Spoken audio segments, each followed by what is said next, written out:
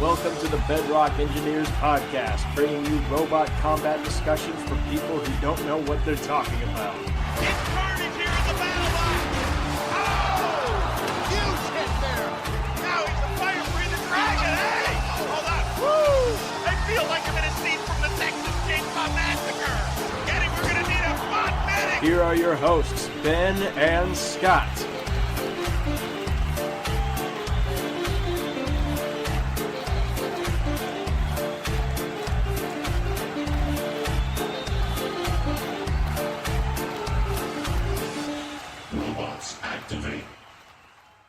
We have finally returned to talk about more Battlebots. Are you excited? I'm fired up, man. Let the universe howl in despair, for we have returned. Man, I tell you, I felt like crap the last 6 weeks, man. I had some health issues, and now I got them resolved. I'm feeling good. Yes, press F for Scott's gallbladder, by the way, to pay respects.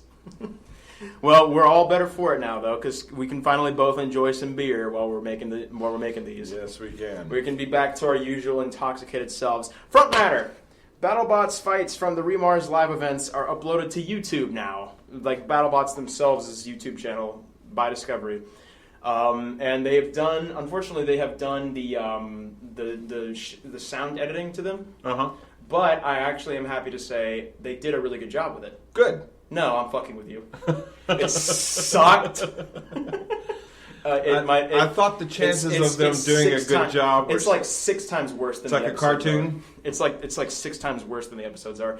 Bronco versus free shipping. The same kang, kang is used for every single flip done by Bronco, and every time the robots touch each other. It's like they just, like for the episodes, they already don't really try. And for these, they were just like, oh, hey, that unpaid intern that threatened to quit like a few times last week, let's give it to him, yeah. Like, I'm betting the guy who edited the sound for these fights had some kind of beef with BattleBots, with Discovery. He's trying to do a bad job?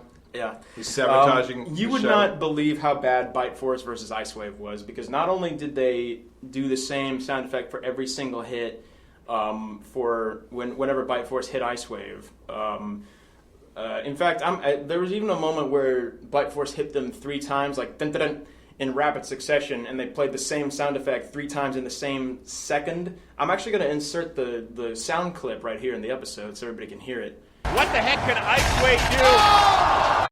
And they also changed the camera angles from how they were in the live event to be worse. So Ice Wave, this is Bite Force versus Ice Wave I'm still talking about. You know what Ice Wave is, right? That giant horizontal bar spinner with the loud engine. Bite Force actually pretty early on actually broke the bar. Like it hit the bar and just a big piece flew off. So in the original live stream, you could see that happening. And then in the YouTube video, they edited it so that while that was happening, like for the hit where Bite Force broke Ice Wave's bar, they changed it to a camera angle behind a woman filming it on her phone. It just looked like this. And you don't get to see in the YouTube video Ice Wave's bar breaking. It just cuts back and the bar is broken. What were they thinking? What a piece of shit. So awful. Oh. And that's this Remars thing? Oh, yes. The Remars live event, which was awesome, they have ruined it with their terrible sound effects and clickbait titles as well, because this is like the title for the Bite Force video is literally, "You won't see this on TV," in all caps. Like, is this fucking 2008? YouTube? Oh, man. It sucks. It sucks so hard. Yeah, but that's shenanigans that I don't want to talk about for too long because it depresses me. I need to show you those videos. They're so bad. But yeah, there actually is one more thing I wanted to say. So Chris and Kenny were there for the live event, and they had a guest star on the Remars live event. I don't know who she actually is, or if she's even a celebrity of any kind, but she was effectively a third commentator. Like a guest commentator? Okay. Guest commentator, and she had never actually seen robot combat in, great detail before. She was kind of new to the whole thing. She was learning throughout it, and she was good. She didn't really talk much, but she was good. In these YouTube videos, they have entirely edited her out. Literally, it's just Chris and Kenny talking. You never hear her voice. They're the stars, How do you know she was even there? What? How do you know she was in it if they edited Because her I out? saw the live event. Oh, okay. So, some actual episode-related front matter is next. Episode 14, episode 12 is coming up this Friday, for reference. Episode 14 is apparently going to be special. Episode 13 is the last episode of the actual fight night format, where robots get 4 fights. That's the last episode. Episode 15 and 16 are going to be the top 16. So wait. What episode is the last one that's going to be the format we've been watching? 13. And So then episode 14, 15, and 16. No. Wait. 14, 15, and 16 are going to be different from what we've been watching 1 through 13. Yes. And 14 is going to be special. Some kind of a special And then event. 15 and 16 are going to be the finals, I guess. The single elimination final 16 tournament, yes. Awesome. And we know that about episode 14 because the Battlebots website on the page for episode 14, they say, in an unprecedented move or something along those lines, they're going to do something you've never seen before, and the Roboteers have gone. It's a great episode with a lot of cool matchups that are great fights. So, awesome. So we have 5 to go. 5 to go, yeah. Wow. Looking forward. Yeah. Actually, wait, 12, 13, 14, 15, 16. Yeah, 5 more episodes. Yeah. Pretty good with that. I always get confused with the whole subtraction thing. Because you have to include the episode you're subtracting from. Well, it's a good thing you're going to be an engineer. Yeah, it's good. Math isn't required for that. But yeah, I'm hyped for that. But we've got 2 episodes to go before we get there.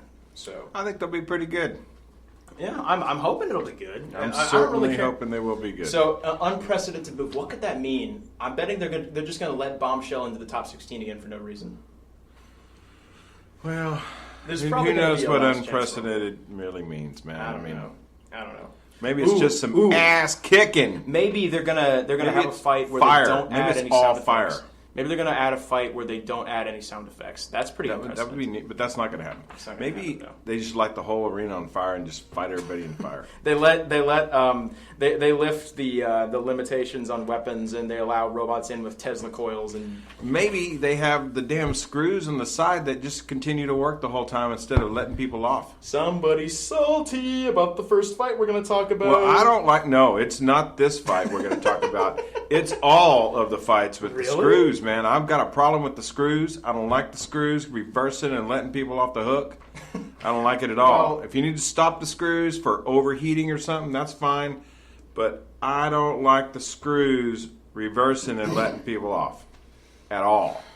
I don't think ending a fight should be as easy as just get them up on the screws. Okay, it's done. I don't like that. I mean, then don't have the screws. Make it so you can't push people out of the rink. See, I don't like the kill saws. Is what I don't like. Not only Actually, I think the kill saws are stupid. Not only do people They don't get do stuck on anything them. but Yeah, get hung yeah. people. They don't. Have they ever killed anybody other than hanging them Well, up? Whoa! they've Hanging never- them up. Now I understand they've hung up on the saws, but that's not what I call killed by the saw. That's just like snagged by the saw. Might as well just be a little trap. I mean, they require extremely specific circumstances to do any damage. You'd think. Have you ever seen them do any damage I'm getting to that. Battlebots? I'm getting to that. But I mean, you'd think that they would chew up wheels constantly, but they really They don't. don't. They really don't. But there was one time where they did, and it was Petunia, the red and blue crusher thing last season, fighting Rotator. They grabbed Rotator and held them above the kill saws, and the kill saws came up and chewed up their tires. Well, that would be cool. Yeah, it was But the cool. bottom line But is that's the the only saws time I've don't seen it do happen. much. I think they're I think they're a little too gimmicky and stupid. Yeah, they don't even really look very nice. No, they don't. The way that the slots break up the consistency of that floor, I don't think it's aesthetically pleasing at all. I don't either. It annoys me. Yeah, Me too. It annoys me too. I do genuinely think that the arena hazard should stay. I like the screws and the pulverizers. I kind of and all do that. too. They've But I grown don't on like me. the kill saws. I don't either. And I don't think the screws should reverse and throw people back into the damn rink, man. I mean, there should be an advantage to pushing people up on the screws. They're really for scoring points more than anything. Just like the pulverizers, like those hammers weigh a lot, but they're too slow Well, the to really do pulverizer damage really with doesn't damage do with much them. of anything. Well, Which they really are reinforces for the scoring fact points. that hammers don't do shit. But you've seen Shatter fight Wan Hu, right? That was a steel top plate on top of one hoop. Yeah, they I know. warped the aluminum chassis. One hammer did some damage. I mean, beat his hammer as well. I'm not a big hammer fan still. Well, like, see, those polarizers are too slow to really do anything. They're just for scoring points. They ought to be like a really badass hammer. Like, boom! Oh, if you fuck you up, bitch! If you have an arena hazard that can deal that kind of damage, though, like, if it's a hammer powerful enough to crush a people want to see some shit get broken. It should really just be about the competitors, though. Maybe if it was like a uranium-tipped carbide, boom! Hole in you! The radiation from the uranium just infects everybody in the arena with blast cancer. Them, man. I want to see some shit get torn up, man. Why not have an arena hazard? Damage. It's funny. This kind of goes into like something I wanted to talk about after the season was over. Actually, a little special episode I had planned before Battlebots starts, which was I'll get into it a little bit right now. Which was questions people ask about Battlebots if they don't really know a whole lot about it. So you've learned a lot throughout this season, right? No, I haven't learned anything. Actually, yes, I have. I've learned throughout doing this podcast and just watching the season. I started out hating all exposed wheels, and I've grown to tolerate them and understand why they're done, why people do that. Yes. Yeah. Like people ask, basic questions that are understandable, such as why don't the arena hazards do more? Why aren't you allowed to have this type of weapon? Why can't I have a bucket of water on my robot that just dumps water all over the other guy? And I said, to that sort of thing, I say, like, well, if you have no limitations on your weapon, then what's stopping you from just bringing a 10-pound robot with 240 pounds of TNT on it and just blowing up the whole building? That would be awesome. That would be so cool. That would be cool. I would watch that. If you could, like, pour a little... It'd be the last fight of the season, but it'd probably the last fight of all robot combat. But, it'd be worth it. Well, then we wouldn't get to see what the hell was it that they had on the stupid show that follows after? Savage Builds? Yeah. And he did one with the liquid nitroglycerin. There you go. Nitroglycerin. Man, if they could pour some nitroglycerin on a robot and then hit him with a hammer, then hammers would rule, dude. Hammers would be awesome. That two-step process. Really did blow up once it was hit with a hammer, man. Spinnerproof once suggested a weapon where it's like you have two arms, one of the back of which is the second arm is a hammer, and the first arm just positions a nail on top of the other guy, and then the hammer just hammers the nail in. It was a badass uranium-tipped tungsten carbide nail. Uranium's actually quite weak. Yeah, whatever. You know my point. Yeah. Whatever the military shoots at shit. So you could just use the uranium. I think it's called depleted uranium. Regardless, some hard shit that's boom. I think you could use the uranium to just give the other team cancer, and then they're unable to even fight you, so you just win by forfeit.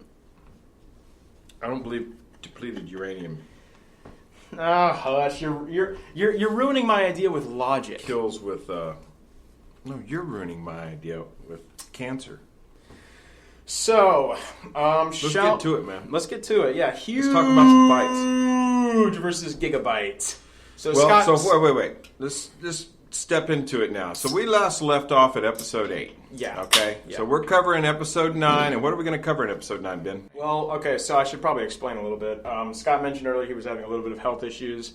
We weren't able to record for episodes 9 or 10 because he was having a surgery. Luckily, he's back now. He's ready to go. Ready to drink beer with me.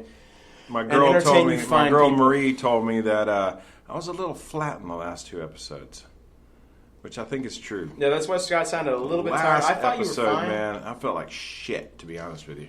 Yeah, but anyway, since we've missed so much, we've missed episodes 9, 10, and now we're supposed to be talking about episode 11. What we're going to do, since episodes 9 and 10 were both kind of agreed to be kind of boring episodes, they weren't as bad as episode 8, but they were still kind of bad episodes, 10 being the less bad of the two.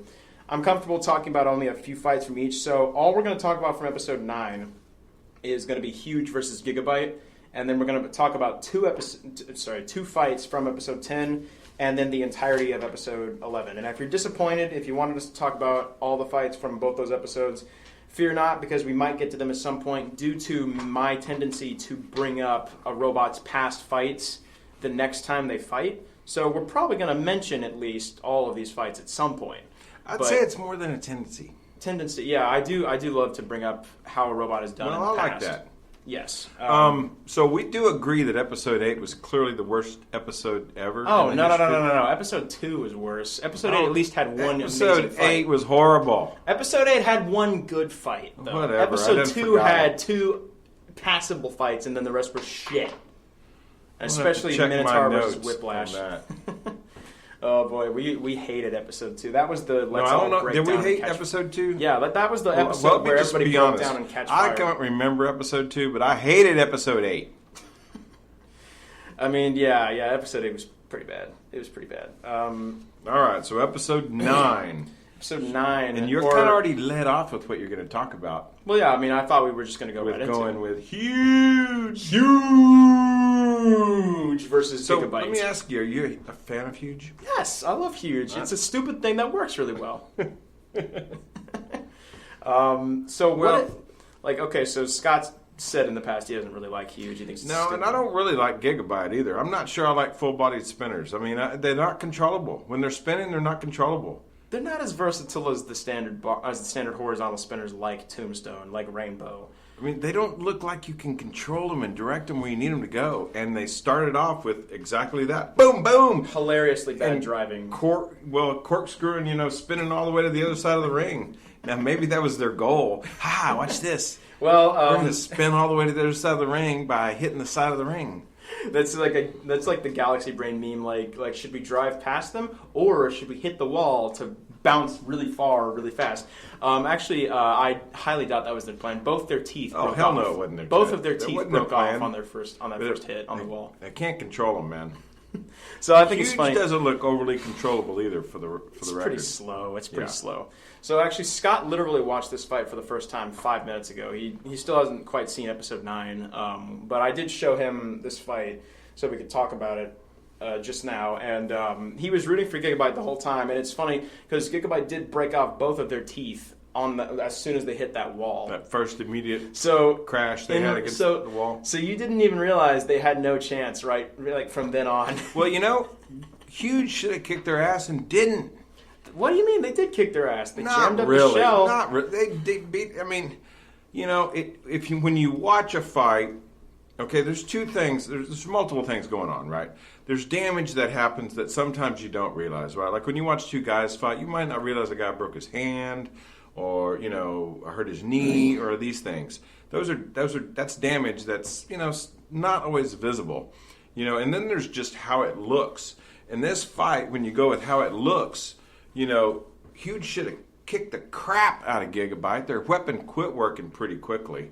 And yet Huge didn't do that, In fact, once Gigabyte quit spinning, they actually got control of the robot. So clearly when it's spinning, it's way less controllable.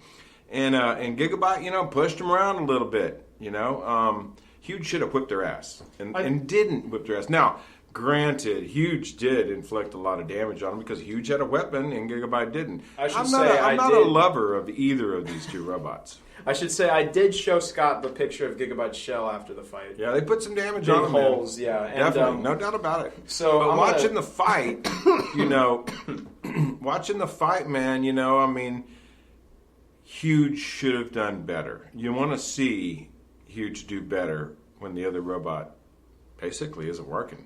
Yeah. They do struggle to score knockouts a lot, but Gigabyte is a very durable machine that doesn't. Well, really I'd get agree with knocked out that. Ever. I would agree with that. There's not a lot to damage on Gigabyte. Yeah. So I'm gonna share a piece of information with Scott that I couldn't show him earlier because this was only in the live broadcast. There was a Huge later on in the episode had one of those little segments during a commercial break where they it's basically like a little bonus clip. They explained how they planned for the Gigabyte fight. So the captain, his name is Jonathan Schultz, I think. He turns around his computer and he shows the screen. Basically, they made Gigabyte in CAD, right? They replicated Gigabyte's shell and the shape and the angle. And Huge brought a bunch of different weapon bars of varying lengths with them. So they put a whole bunch of circles together like that, right? Yep. Like a whole bunch of pizza things. Yeah. Their hit radius or something. Yeah, their hit radius. And what they did was they went to the side so the Gigabyte shell was like side on, and they have all these weapon bars, circle, and they clicked and dragged onto Gigabyte's shell to see what their first weapon bar was that could strike the top without glancing off the side. That shit was genius. That's and it was smart. That shit was calculated. That's and it was engineering, genius. dude. That's what you want. That's how you solve problems. Oh yeah. We talked about it a few episodes back about, you were saying how this one robot, I can't remember what, was undefeatable. There was no way to defeat it. And then somebody came up with a way to defeat the damn thing. There's always a way to defeat something. There's always a solution to a problem, Yeah. And good for them, man. Good for them. Oh, That yeah. makes me Hell Huge a lot more. Hell yeah, yeah. That was why I was so heartbroken when you told me you didn't actually get to see episode 9. I was like, oh, he's never gonna get to watch that clip. Crushed. I was Well, like, I he's never got to gonna see get it. to watch that. I finally got your password and user ID, so now I can watch them all. Well, I'm pretty sure that was Over only in the and live over. broadcast, though. Oh. Not on Amazon. Damn. Yeah, like, Wait, I was so you mean the sad. fight we just watched? No. I'm talking about the clip I'm talking about, where they drag the circles over. Oh, the yeah, shell. Well, Yeah. I'm not as worried about that. Also, Just knowing they did that, that's good enough for me. I don't need to see that. So one of the circles represented the wheel radius as well, and you could pretty clearly see that the wheel does You mean their wheels? their own wheels. Yes, they're Okay. giant plastic wheels that you think are stupid. Yeah, I'm not a fan of their wheels. So yeah, you were rooting for Gigabyte to tear the wheels up like Son of I Whacky would did. definitely like that. What exactly was Gigabyte supposed to do in this fight, though? I don't think their For spinner one, could ever damage the continue to wheels. spin. I don't think the spinner could ever damage the wheels, though. Is the thing. They're a completely different weapon shape from Well, Son of Whacky. We don't know. No, There's no doubt they don't deliver the damage that Son of Whacky would. They have every bit as much energy, but their shape completely works against them. I agree. When they're fighting I Huge, agree. because their teeth are too short, Yeah. they're too low, Yeah. and the shell itself. And then when you blocks go them. and hit the side of the rink, the arena, it breaks them off. So there you go. Yeah, I'm not a fan, So- man. I just think Gigabyte had way too much of a disadvantage in this fight. I was very baffled when I saw this. When I saw this matchup, I was just I'm like, not how, sure I how think is they had a Gigabyte disadvantage. supposed to damage Huge No, at all? I think if they could keep the teeth on their stupid spinner, then they might be able to chew up those stupid wheels. See, the team. Like I'd like Huge if it didn't have those stupid wheels. But the wheels are the biggest advantage because Huge doesn't even necessarily depend on being well built. It is well built, especially last season it wasn't really all that well constructed in the middle, but it broke in half twice. But this season it's very strong in the middle and everywhere else. But also just the fact that it's so It's got a high up strong off the middle. ground, the biggest advantage it has is just that it invalidates so many designs. Well, Imagine if they fought Minotaur. that is important. Imagine if they fought Minotaur. What is Minotaur supposed to do against that? Dude, Minotaur's done. We're done with Minotaur. They've done. got one more fight. They're done. They've got They're one more out. fight. Next Out. episode. No, they've got one more They're a fight. shell of the former selves. Like Gigabyte. Get it? Get it? Because it has a shell. Minotaur, why are we even talking about them? They're old news. Okay, fine. That's last year. A drum spinner. Minotaur is last year. Okay, fine. A drum spinner, then. What is a drum spinner supposed to do against Huge? Not much. What is Valkyrie, Well- an undercutter, supposed to do against Huge? Uh, Nothing. well- Nothing. It can't do shit. So you're saying Huge walks above the fray? It does, yeah. And guess what Huge's next fight is going to be? Guess. Huge against. I'd like to see Huge go against Hydra. That would be cool. And You're flip close. the You're shit. close. Bronco. Bronco. Yep. Bronco will lose Bronco- that fight. Bronco will If Bronco lose. doesn't get their stuff built to quit breaking their flipper, Bronco is going to lose that fight. Bronco will Bronco's lose. also last year's news. Yeah, it is. Speaking of which, Bronco versus free shipping. So you want to move on for episode? No, wait. Yeah, let's No, go we're ahead. not done. We're not done quite. So no. how did you Dang. see? How did you see the scoring? I don't curious. really think I can give Gigabyte. You usually don't score. I do. So I'd say about 5-2. Gigabyte did better than they should have with a broken tool. Yeah, they did. They really did, man. They put them on. They almost knocked them out of the damn arena. Yeah. And the stupid screws saved them. I was right. You're salty. Well, I'm salty about all the screws, man. The screws keep saving people.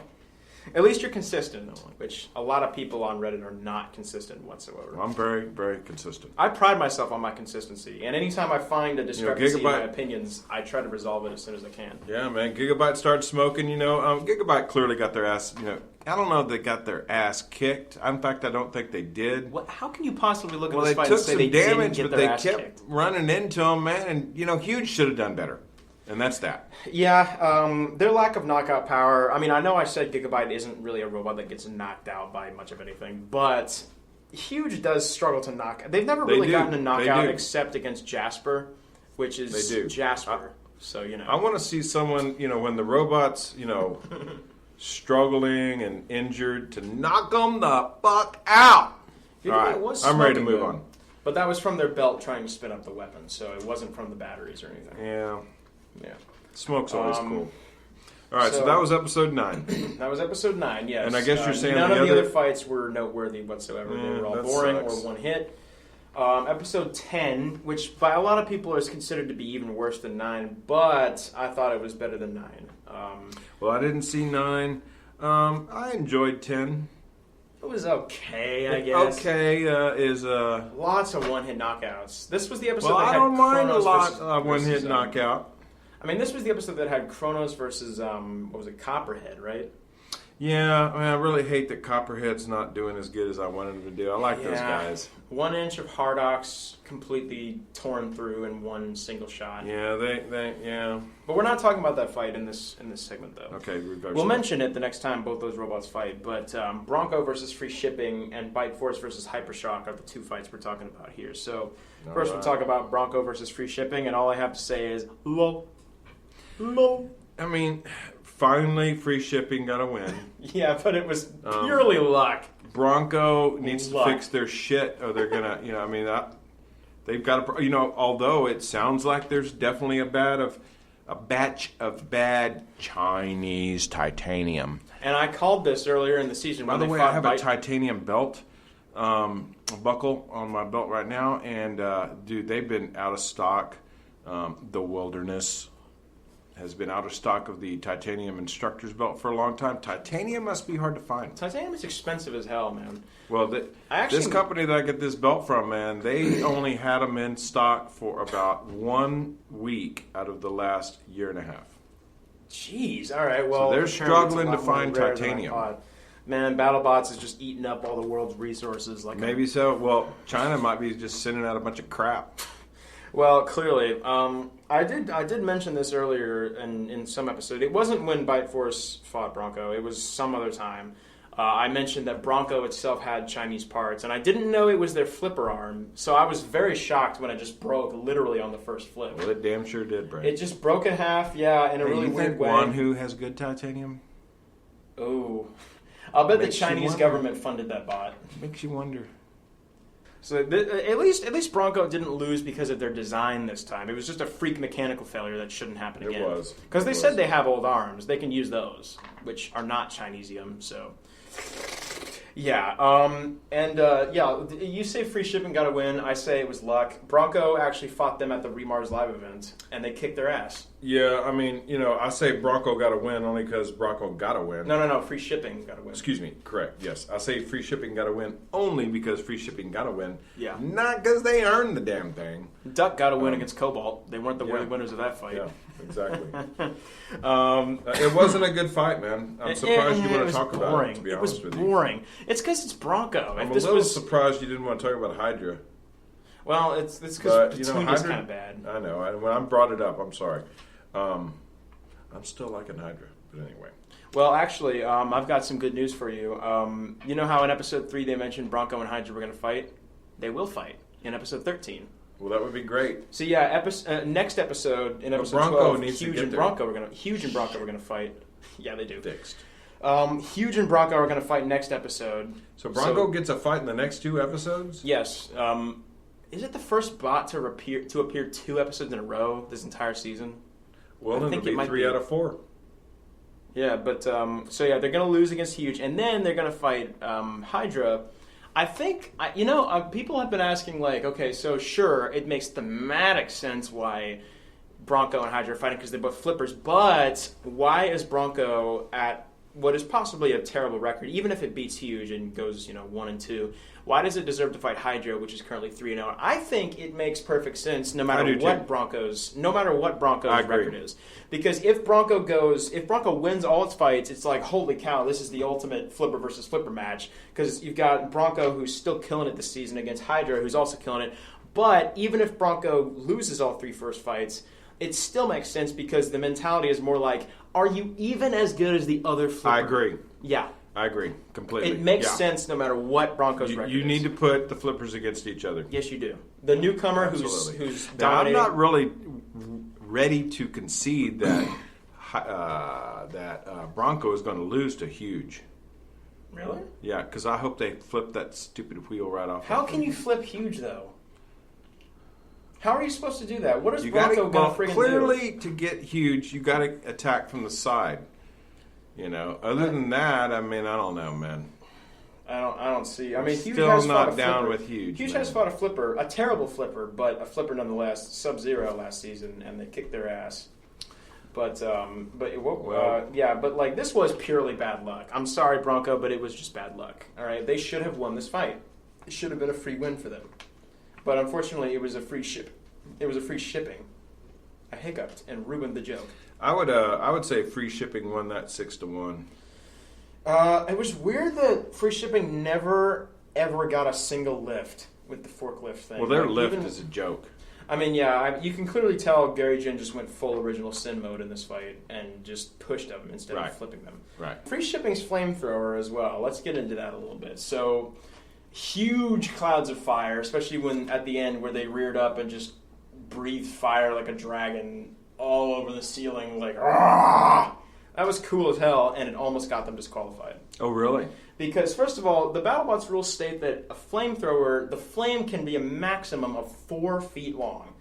Not only at the end was it way too long, but all throughout the fight, they were having issues with the flamethrower that just, it was guzzling way too much gas, way too, fast, with too much pressure. It was shooting so much flame that it was like, whoa, all right. They also used the flame in the no flame zone, so right in front of the driver's box and near some other polycarbonate sections. If polycarbonate gets fire on it, it fogs up and it gets less see-through. So there are designated no flame zones in the arena where you're not allowed to use a flame weapon. And they did it anyway. And the event organizers were very angry with them and almost disqualified them.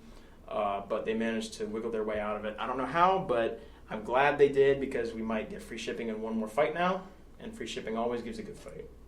Well, I will say free shipping gives a pretty good fight, usually by getting their ass kicked. Yeah, and surviving it as well. They do. They do. They're pretty durable. Other than that, I'm not too impressed with them. I'm not, I'm not a long time watcher, and I'm not, in love with Gary Jin. So there. Why is free shipping so much worse than Original Sin anyway? Because the only difference between the two, so last season it's pretty obvious why it was worse. It was a big forklift, the clumsiest thing you could imagine. Obviously, it's not going to do as well. But this season, it's just Original Sin with a lifter. The only difference between the two is that this one is not invertible, and Original Sin usually is. So with that in mind, why is free shipping so much worse than Original Sin? It should theoretically do just as well. Well, I haven't watched all these other fights, but you've talked about this multiple times about robots that do real well outside of BattleBots and don't do real well in BattleBots. And I guess the simple answer is, without actually watching them, is they're different competitions, and it's not the same. But I mean, it is kind of a mystery why one robot can do so well in certain competitions and not well in others. But yeah, I've never seen free shipping or whatever the hell its other name Original is Sin, do well in anything. Oh, whatever. I mean, they won this fight, but really it was a joke. I mean, pure luck. Yeah. Well, I don't know that luck's the right word, but Come on, man. Come on. Well, no, I don't think that's considered luck. They were lucky that Bronco's arm broke. No, lucky was just... no, I don't see that as luck. I don't see that as luck. I would see that as fortunate, but I don't consider that to be luck. There's a big difference, actually. I mean, right now it looks like Bronco sucks. Yeah, yeah. And, I mean, It's that's choking. not luck. I mean, I don't know, maybe it is, but I mean, Bronco sucks, and free shipping sucked less. Yeah, for sure. Yeah. It really wasn't that good of a fight. I just wanted to talk about it because it's Bronco and because Bronco has this massive reputation of being just this ridiculous. Well, I mean, if they can, really, if Bronco can get their flipper repaired somehow and get a flipper that doesn't break, they might be awesome again. But right now, they got problems with the flipper breaking, man. Just like Minotaur, if they can't get that damn drum running, they're in trouble. Yeah. So. Speaking And really, of, the truth is, we'd like to see them both do real well. Yeah, for real. Like I said, I don't really like Bronco that much.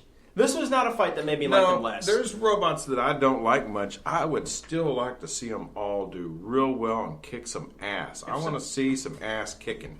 Except for and not Chomp. some breaking. Except for Chomp, I will always root against that robot. Well, maybe so, but I want to. Even then, I don't want to see them just break. I mean, I want to see some people get it on. Let's get it on, man. I can definitely agree. But the truth is, and I kind of said this in the first couple episodes, this shit is hard, man. Yeah. And I've we've said shit. People suck, this and that. It's hard, man. It's a competition. And your flaws come through, your weaknesses show up. Any competition at a high level is difficult. Yeah. Good luck to him. Speaking of choking, our next fight that we're talking about is Bite Force versus Hypershock. Bite Force has now failed to knock out 2 of its 3 opponents. Not that it hasn't, done very well in those fights, but this was his hardest fight ever, I think. Well, the competition's getting stronger. Power creep, newer stuff is better. Yeah. Bite Force and Hypershock both came in 2-0. But Hypershock against admittedly less powerful opponents, No doubt. They're putting Bite Force Hypershock- against top-level competition. Yeti No doubt about it. Yeti and Bronco, yeah. You wouldn't exactly call them weak opponents. No, you wouldn't. Of course, we just kind of railed on Bronco a little bit, but still, they are in the upper level. They've done robots. awesomely. Yeah, they have. Awesomely. They deserved the fight against Bite Force. Yes, they did. No doubt about that. And Bite Force. I don't know that Bite Force is losing any. You know what I just realized? I'm sorry, I just did this freak out sit forward thing and I was like, "What's going on in the studio? Are we getting getting invaded by the cockroaches?" And now here come the spiders. But what I just realized is that Yeti was Bite Force's first opponent, and then they fought free shipping, and Bronco then fought Bite Force, and then they fought free shipping. Isn't that weird? Whoever loses to Bite Force just gets put against free shipping. So I'm guessing Hypershock's next opponent is going to be free shipping now. Although they've actually fought before, and free shipping, that was their only win last year. Isn't TV magical, kids? But anyway, what were you saying? I'm sorry, I completely cut you off. I was saying that, I don't think that Bite Force is necessarily slipping. I think people are, for one, learning how to fight Bite Force. Maybe not being afraid of them at times. I don't have the answers for why people are doing a little bit better, but I think people are catching up to them, whether it's through tactics or skill or, one thing Will Bell's pointed out, is Bite Force kind of, and they do, he's right on that. They kind of position themselves, come in, and although I didn't think Will used his driving to the best of his ability. He came right out and got hit immediately. And if you'll notice what I can't remember the guy's name, the team captain and owner of Bite Force said, he thinks whoever gets the first big hit will win. And he did get the first big hit. I mean, Will drove right into him, and then kind of started driving better. There was one moment where Bite Force was completely had their back turned to Hypershock. And That's true. Hypershock was fully mobile, driving around the arena. Their wedge was damaged a little bit, but they didn't take advantage of that, did they? But they drove right up to Bite Force, and even Kenny and Chris acknowledge this. They drove right up to them, the back of them, and then they stopped and drove away. I didn't understand that. It seemed like, what I will say, and I didn't like it at the time. But Will Bales kind of seemed pretty cocky for a guy who lost and got his robot beat up pretty good. But he might be saving something. He might be saving some tactics or something. I don't know if he's, that smart or that cunning or that tactical, but he certainly was cocky after the fight, and he alluded to the fact that he saw some openings. So maybe he didn't bring 100% of his A game intentionally. Why kind of like preseason football, man. Some people believe you just don't show anything. Now the Patriots come out there and try to just kick your ass as much as they can, and who knows what's best. I mean, with football, it kind of looks like the Patriots' way is the way to go. But I am so confused. Well, about what? This is a fight against the reigning champion, Bite Force, who has been unstoppable for Yeah, but what matters is the finals, man. What matters is the giant nut. I'm just saying it bothered me that Will Bells was so cocky, and he alluded to seeing some openings, and he felt pretty good about that, even though his robot got tore up pretty good. Basically, but we are both mystified and wondering why he didn't do some of the things that we saw him had the opportunity to do. He was driving kind of in a cowardly way at that moment. Wasn't he? Yeah, at that moment. Right? He was. So maybe he either... maybe he let the moment get the better of him, okay, and realizes he could have done better, which is important, for any competition. Sometimes we don't rise up to a level and we're like, I let them intimidate me or something, and I'm not going to do it next time, or maybe he intentionally. I don't know, man. Intentionally did badly so you get a lower seed. Well, intentionally didn't. No, not so much that, but intentionally didn't show everything he could show, is the way I'd put it. Who knows? But, we both noticed it. And I'm sure others did as well. He had some openings, man. He did. He didn't press his advantages. No, he didn't. The way he should have. No. I don't think the longer forks on Bite Force were a good idea, because it seemed like they were easier to get under from the side. And Hypershock did get under them a good number of times, whereas Bite Force usually wins. But he didn't take advantage of that once he did. He didn't. No, there was one weird moment as well where he gets under Bite Force and he drives him into the wall, and then Bite Force hits the wall. Hypershock bounces back a little bit, and then he's still holding forward on the controller. Hypershock bounces back about a foot and then drives forward, and Bite Force then gets under them and uppercuts them again. I thought that was funny. Well, when Bite Force gets a hit on your ass, it's a hit. You can tell he hit you. Yeah. Oh, yeah. It's a hit, man. It's a powerful ass spinner. It is a very powerful robot. And it tore their wedge straight off as well. We're praising Hypershock's performance here and criticizing it somewhat. They, by far and above, got the worst out of almost every exchange. Oh, there's no doubt. They didn't get their ass completely kicked. No, they didn't. In the second half of the fight, they were a very dead, very sad Yes, they were. Oh, yeah. Yes, they were. They did get thoroughly damaged. Wasn't there a moment when they had Bite Force what seemed like, kind of... I won't say injured, but, of course, I guess we've kind of talked about it, but it just seemed like there was a chance for them, and then they kind of let it slip, and then they got tore up pretty good. I'm not saying the word they got their ass kicked, but they got tore up pretty good, Yeah, they got pretty bad. It was very obvious who won the fight. Yes, it was. There was no possible chance this was going to Hypershock. I scored it 5-2 only because Hypershock did some things.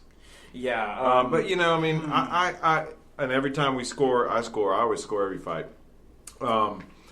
I freely admit that I don't put them in categories. I just say, they did a few things good. Yeah, you kind of go off a subjective scale. Yeah, I do. Objective point system. I do. Yeah, just 7 points total. Whoever did the best gets more. Right. Yeah. Tight fight. I put it at 4-3. I thought it was a great fight. I really did. It was a little more boring than it should have been, I think, just because it was kind of a cripple fight for a lot of it. Well, these are powerful robots, man. They beat the shit out of each other. They're very powerful. There's a lot of damage. Did go to the judges. This is the seconds. last two fights. Bite Force that went to the judges, right? Yeah, Bite Force, two of their 3 fights so far have gone to the last judges. 2. Right? The last, no. Their first fight and their third fight have gone to the judges then, because Bite Force kicked Bronco's ass. Who did they fight previous to this fight? Bronco, and they knocked him out. Yeah, they did. Yeah. I counted 3 hits. Hypershock landed on the exact same spot on Bite Force, and it looked like it did nothing in the fight. But again, camera. They later put a picture of it. That entire side panel on Bite Force was shattered. So it's weird because actually Bite Force's drive was damaged from the first before they even got hit. Because I looked at this fight right before you came over, so I could take notes on it.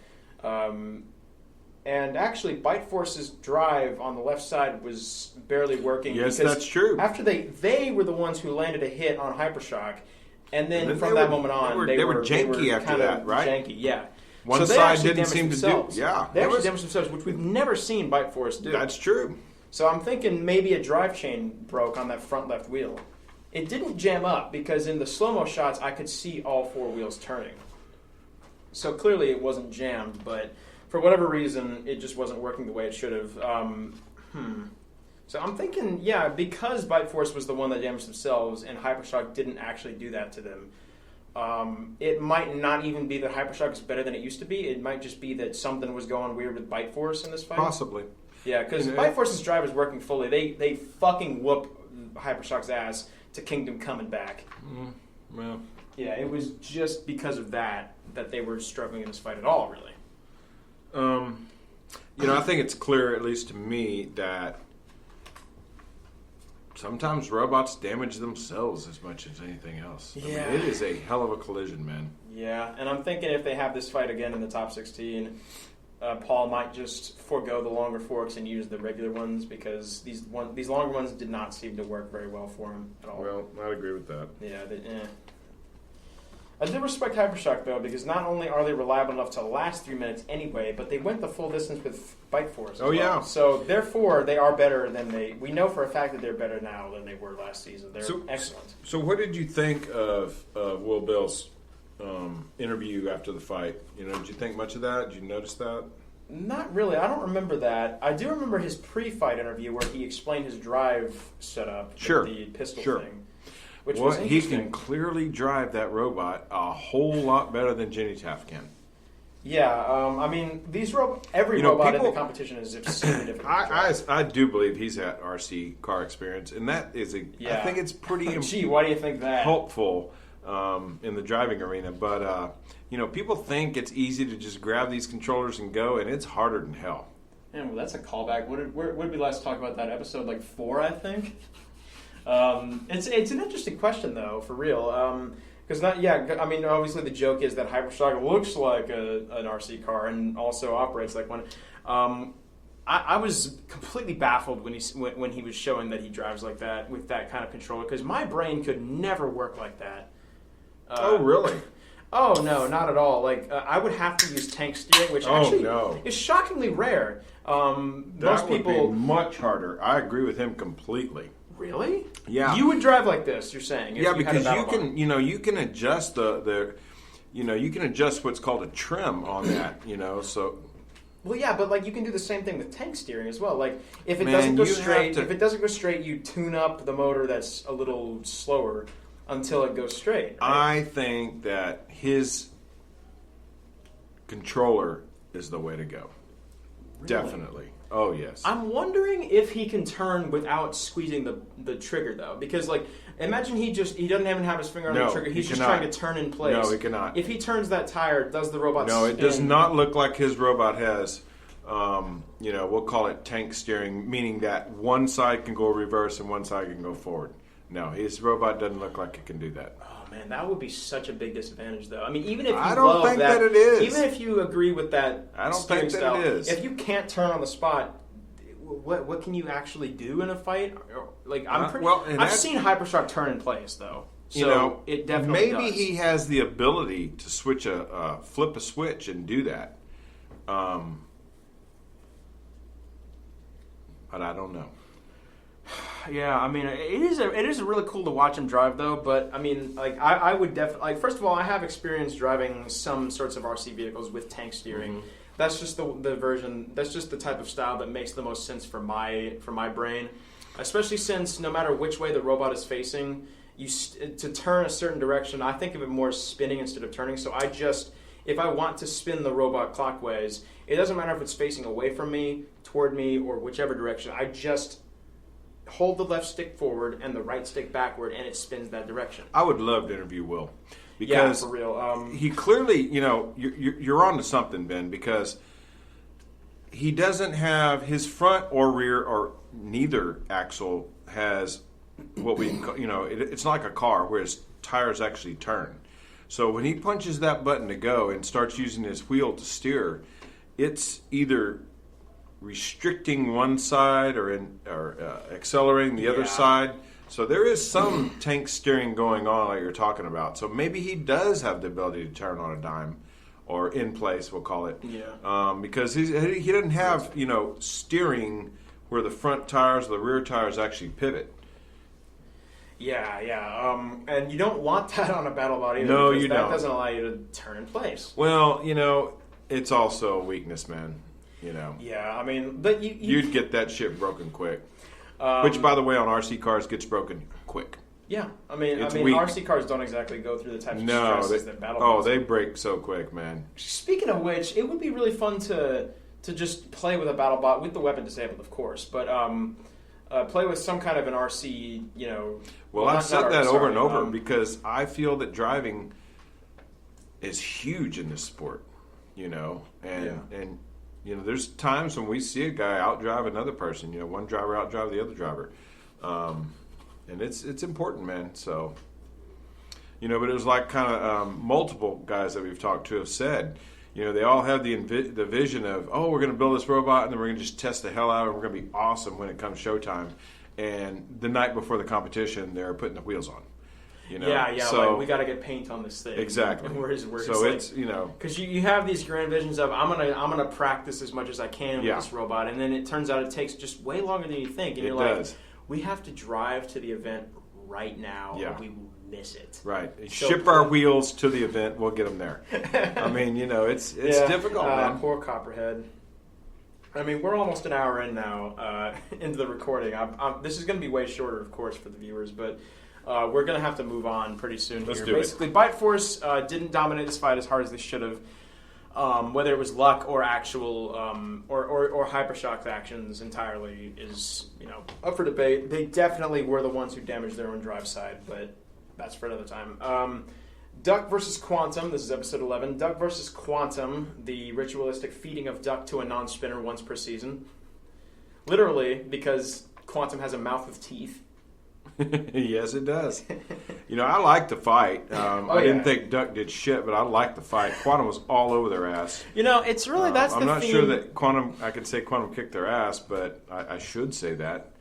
Really? Duck didn't do anything. Quantum was on their ass, man. This was really the episode of... I scored this 7-0. Oh, yeah. This was a fight that should have been... this was definitely a fight that all three judges would rate 7-0, 7-0, 7-0. Duck came in 2-1. Quantum came in 1-2. One win, 2 losses. But what exactly was... I don't remember Quantum losing 2 fights, by the way. They lost to Death Roll and Lockjaw.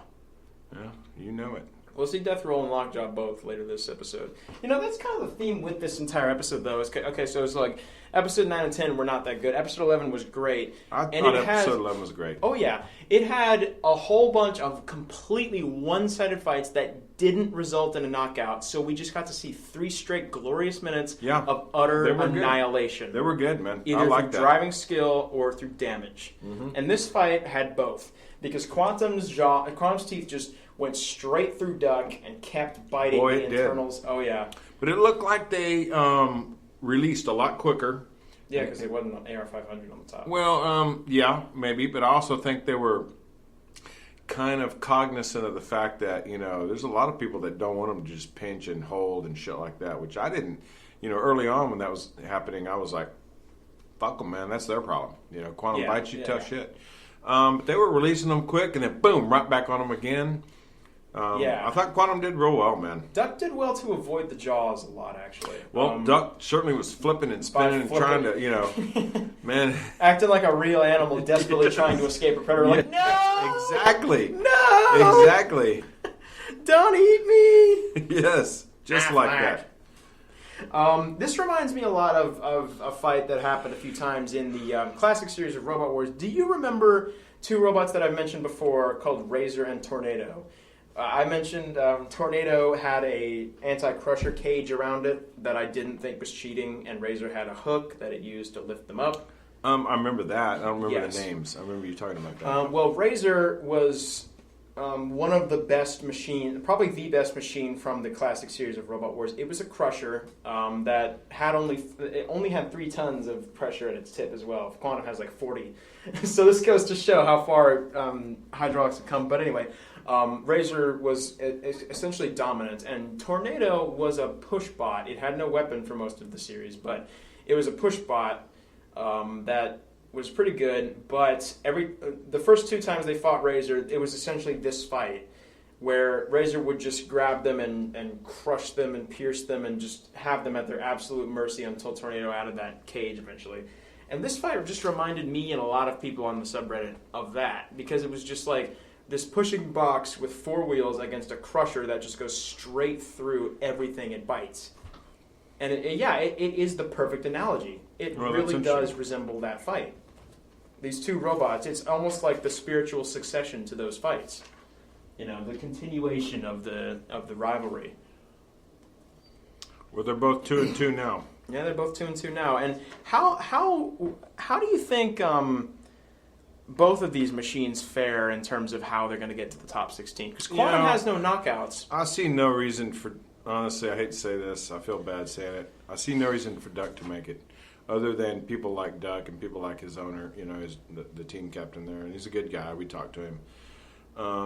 Neither one of their wins were really impressive at all. They flipped Bombshell over. You know, I want to like Quantum, but Quantum definitely does not deserve to be there. Duck probably could make it in a last chance rumble. I think they'll probably both be in a last chance. Why can Duck make it and Quantum can't? Because Quantum beat Duck. No, because they'll probably both be in a last chance rumble. Is what I was getting Quantum to. Beat Duck pretty good. You know, I didn't see it. Duck got a test kicked. I didn't see it being close, man. I saw it 7-0. I rarely score something 7-0. Duck really had no chance whatsoever in this fight. I mean, they were never going to get knocked down out. with us coming up with our list of robots we think will make it in the top 16 before they do that, just to see how accurate we are. I think during our episode 13 review, we should both come up individually with our own seedings and say, okay, these are the robots we think are going to make it in, and where their seeding is going to be. Well, that's 2 things. That's going to be a lot tougher. I'm not sure I can seed them as well as I can just say they'll make it, but yeah, I'll try. We'll think about that. We'll do that. Yeah, we'll think about that. You're in charge, so if you say we'll do it, we'll do it. Yeah, I'm not. I'm thinking that both these robots could appear in a last chance rumble of some kind in episode 14. Well, they should probably make a last chance rumble. I'd be down with that. Probably. I mean, I think both of us are saying they're not locks for the top 16. Oh, but no. Last chance rumble sounds reasonable. I mean, look at Duck's victories. They've got some wins, you know, but they're not horrible. Look at Duck's victories, though. They beat Bombshell in 10 seconds, but Bombshell is pretty much the worst non-rookie bot. I'm going to officially declare it. Even worse than Captain Shredderator, I think, who's in the next fight we're going to discuss. Mm-hmm. But and then they got their ass completely whooped by Cobalt before Cobalt got stuck on the floor. That was their second victory. So, and then they got beat by Lockjaw, and they got beat by Quantum. So they really don't have that impressive record at all. Oh, no, they don't. Not whatsoever. They are durable. Yeah, they're never going to get knocked out. Yeah, they are durable. Not even by Quantum. Quantum might, poke a battery or something, man. Well, you say that. Did they smoke a little bit? They were on fire at one point. Yeah. I mean, you say that. Quantum did get a lot of good internals, but the thing is, Duck is actually 5 entirely separate systems. Each wheel... Well, that's impressive. Each of the 4 wheels and the lifter each has its own battery, receiver, and motor. That's cool. So no matter what you do... That is cool. You have to get all 4 things before all the wheels stop working. That is cool, man. Yeah, that's cool. That's really cool. Yeah, and it makes them durable. And durability is huge in this sport. Like, even when you have the ability to go straight through their armor and pierce their internals, they still refuse to die. Yeah. Because they're so well built. Well, and I would say nothing died. None of the 5 systems that you just described died. It didn't seem to be struggling at all driving. No. It just can't knock anybody out. It can't beat anybody up. You know, and we want to see some destruction. Yeah. So Yeah, That's but, why I'm a little anti-Duck, because I want to see offense. And they've got great defense. Yeah. And defense wins championships in most sports. Yeah. But offense sells seats in most sports. Defense stops the other guy from winning most often, and Duck's defense really only works extremely well when it's a spinner they're up against. When they can kill themselves just from hit. Oh, I've killed myself from the shock that I'm taking, and This Duck might is fine. be one of the competitions where defense alone is not going to win you the night. Duck is never going to. You can go into the Super Bowl, and if you've got the world's greatest defense or just a spectacular defense, you can win the Super Bowl. They can score. They can score. The defense can score on you, but I don't think in this sport defense alone can score enough to win. You have to be up against a powerful offense for defense to do much of anything, really. And there was nothing Duck could actually genuinely accomplish in this fight. Right. Yeah. I mean, of course, every time they get put up against a non-spinner, it might be a terrible fight. Both times it's happened, it's been a really good fight because they fought Bronco last season, the only non-spinner they fought. That was pretty cool. Yeah. And this fight was pretty cool as well, just because it was so satisfying seeing Arnold's two teeth. It was. It is pretty satisfying seeing that. Yeah. I should really show you some of Razor's fights from the past because that was an amazingly cool robot. Shit by today's standards, but awesome because every robot back then was just made of like tinfoil, basically. Right. Well, you want to move on? Yeah, well, let's move on to Blacksmith versus Captain Shredderator. Fight number 2. Let's be real, this was literally a free win for Blacksmith. A robot that cannot get knocked out against a robot that always kills itself no matter who it fights. I think it's time for Captain Shredder to go. Captain Shredder got his ass kicked. Yeah, oh yeah. We all missed that. 52 seconds their weapon lasted before it died, and it went up in a plume of smoke, basically. Blacksmith kicked their ass, man. Yeah, they have an interesting plow design. I'd say at least 4 big hits. Then Captain Shredderator broke like they always do. Blacksmith took advantage and knocked them the fuck out. Yeah. It wasn't their hammer that knocked them out, though, because actually there were 2 Blacksmiths brought to this season. This was the second version. And the speed controller wasn't tuned properly, so the hammer was going very, very slow. In this fight? Like, hey. Yeah, it really was. I could have swung a sledgehammer. It really faster was, than that. dude. Yeah, I was sad that we didn't get to see it swing as fast as it hammers need to swing some hammer. I think a robot hammer should swing faster than I can swing a hammer. Well, it usually does, but not in this fight. In this fight, it looked like it was going like... If it can't swing faster than a human, fuck it, man. Yeah, for real. I can swing the shit out of a hammer. I would love to see Blacksmith's hammer do some real damage next season. I would like to go in there and fight Blacksmith with a hammer and fight. Dude, I think you would feel a bit differently if they actually threw you in the arena with that robot. I'd beat Blacksmith's ass. If I had steel surrounding my legs. I don't want to get I don't want to get my legs hit. Of course, yeah. I don't want to get my legs hit with a stupid hammer, man. What if he just got burned alive by the flamethrower? If I had steel surrounding my legs, I could beat it. Of course you could. You know what I always say about fighting robots, right? Throw some mud on them. They can't see you. I mean, actually, you say that. Most of the robots in this season are waterproof. Fireproof. Mud. I'm throwing mud on them. But they're waterproof. Yeah. Which is a lot easier to permeate. The truth of the matter is, these aren't robots. They're not. They're machines. Yes. They're controlled by people. They're machines. Correct. We're getting so off topic. When we have to fight the robots, we just throw mud on them, dude. Don't worry about it. We're getting so off topic.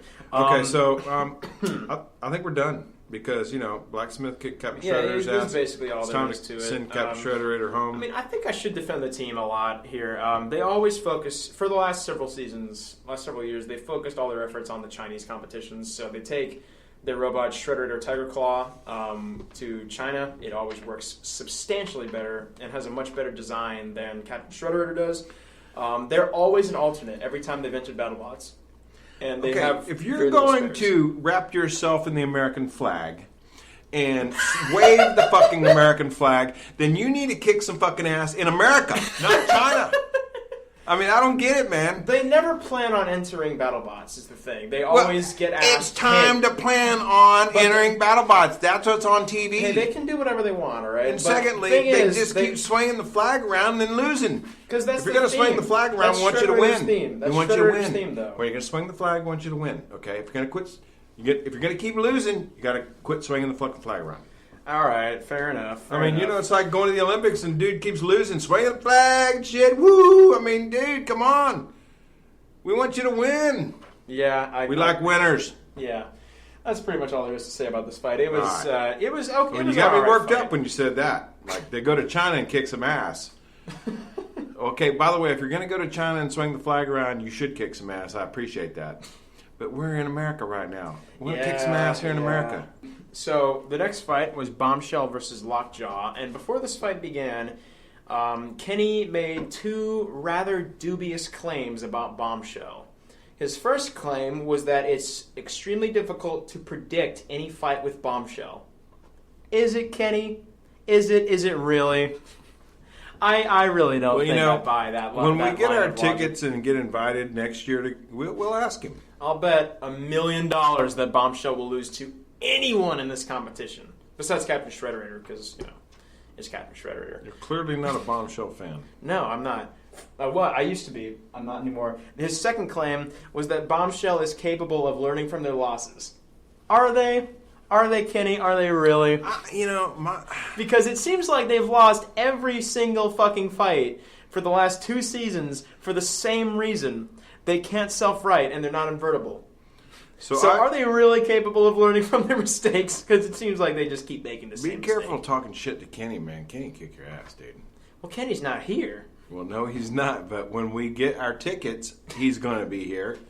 We're going to be right in front of him. Hey, Kenny. I'm sure that a lot of what he says is scripted anyway. But well, so I didn't write down, which means I didn't catch it, the record of both these robots. What is Bombshell's record? Do you know? Bombshell is 0-3. They've lost all 3 of their fights. Bombshell sucks. They are now 0-4, and I made a crab rave meme about. And how about Lockjaw? Lockjaw is 2-1. They lost against Tombstone. And that's that dude. Donald Hudson. Yeah. Yeah. The formerly spring powered flipper that is now a 4-wheel drive vertical. The guy that brought a couple robots, not even the same ones, which I'm down with. Good for you, dude. This was a cripple fight off the bat. Big hits, man. Bombshell died pretty quick. Got KO'd. Wait, didn't it almost go the full distance, though?